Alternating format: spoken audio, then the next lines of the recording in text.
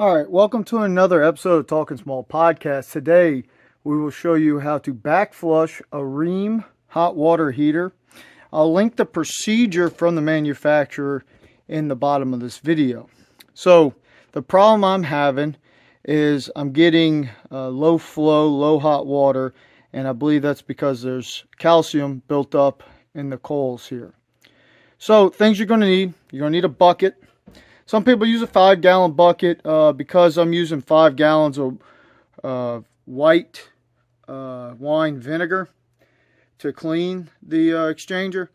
I have a slightly bigger bucket because I have one of those here. I have a submersible pump, so it makes it a little easier. I don't have to run a suction line to the pump. I can just run it off the whichever drain I'm using and come right back here.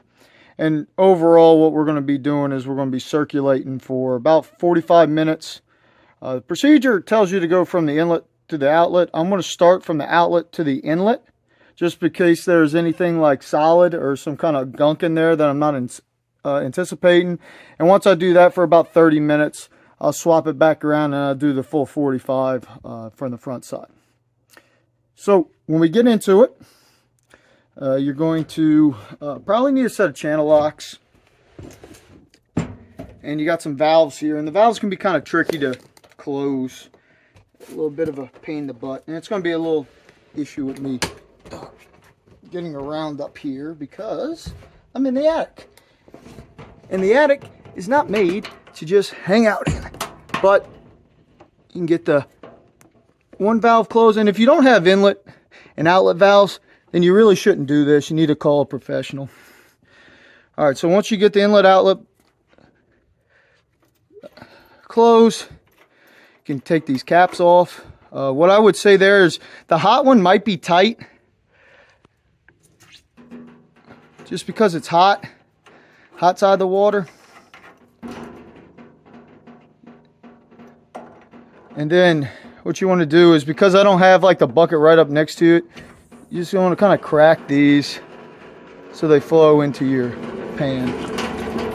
Now, you do have a drain on your pan here, and I'll use that later to get rid of the white wine vinegar, but you want to definitely get this drained out.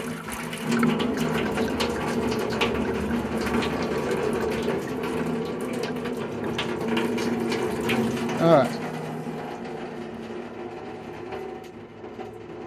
So while that's draining, you got a couple things you're going to have to do. The first one is, because I'm going to go in the front from the pump, see how it's threaded this way, so I have to actually come here and put a basically a male-to-male adapter here, because if you see on this side of the hose, it's going to be the same. So you can connect there and come over to your pump.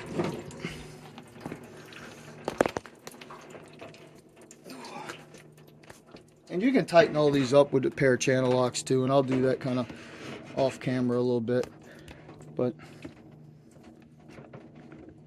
And I mean, in theory, if it starts leaking or something like that, you can use Teflon tape or whatever. You're not using high pressure, so it shouldn't matter all that much. And I'm going to need 2 hands for it, but basically you screw it on there, and I'll pick up after I get that lined up, and then take this end of the hose and put it right there. Alright, so your pump connection should look like this. It's a submersible pump, so it's powered on when you plug it in, so I'll use the outlet right there. Actually, I did a really bad thing. I started this without unplugging it, so you really need to unplug it first. So, caught that while I was messing around right here. So eager to show you the video that I forgot rule number 1. The other thing is, since you're going to be pumping, you potentially have some high flow, you don't want to rely on the drain to catch it in the bucket. So you also want to hook up a hose on the exit line.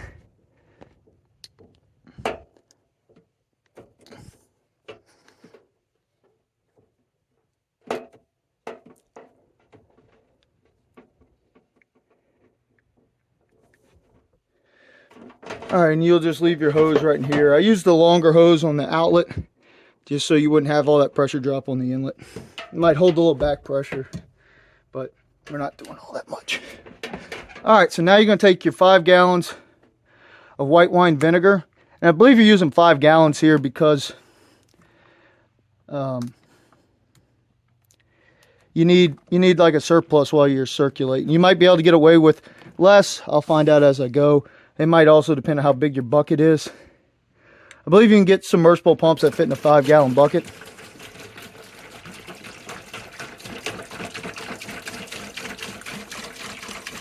So I'll dump all of these 5 in there and then I'll pick up. All right, now that you got your white wine vinegar in there, some pumps will have like a minimum level here. So you just drop it in. Make sure it's in the deepest part, because that'll help you the most. And then you plug it in, you should start flushing. And you can see it coming out of the hose. So I'm going to start my timer now for 30 minutes. And I'll come back and show you what's up. Alright, so it's been about 20 minutes. So we're going to go ahead and turn the pump off. In order to do that for this type of pump, you just strictly unplug it. Pump's off. And now I'm going to swap this hose over here and this hose over here. And I'll start back up when I'm done. Alright, now that I got the hoses swapped around, you also got to swap the adapter. I'll come back in. Plug in the pump. Now we're recircling inlet to outlet. And we'll do this for about 45 minutes. You can see that you're kind of getting some calcium out of there. The vinegar's a lot dirtier now, so hopefully this is going to be doing the trick, but we'll know in about 45 minutes and I'll show you how to undo everything I did. Alright, so we've been going for 45 minutes now. Should be nice and clean. So how to stop this, first thing we want to do is we want to go ahead and unplug the pump, and that will kill it. Then you just want to start undoing what you did. You want to take your hoses off and let it continue to drain.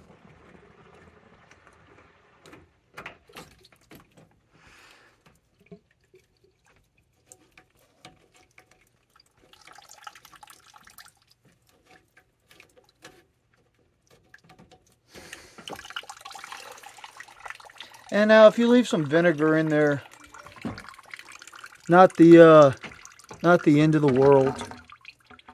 Not that big of a deal.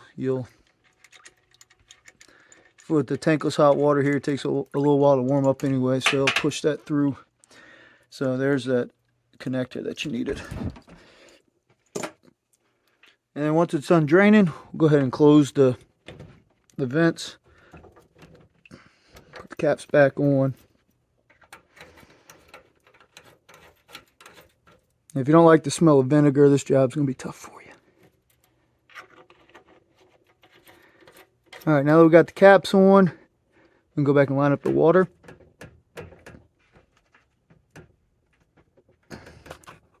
These valves are kind of hard to manipulate with one hand.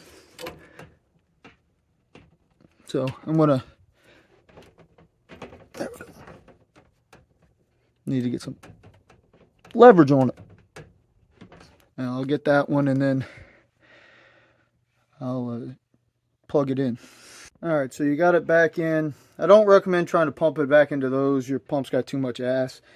It's hard to control. I'm going to see if I can pump it through this drain a little bit, because I don't want to carry a full tub around in the attic. I don't want to accidentally lose it. And now the plug got wet, so I'm not even want to try that.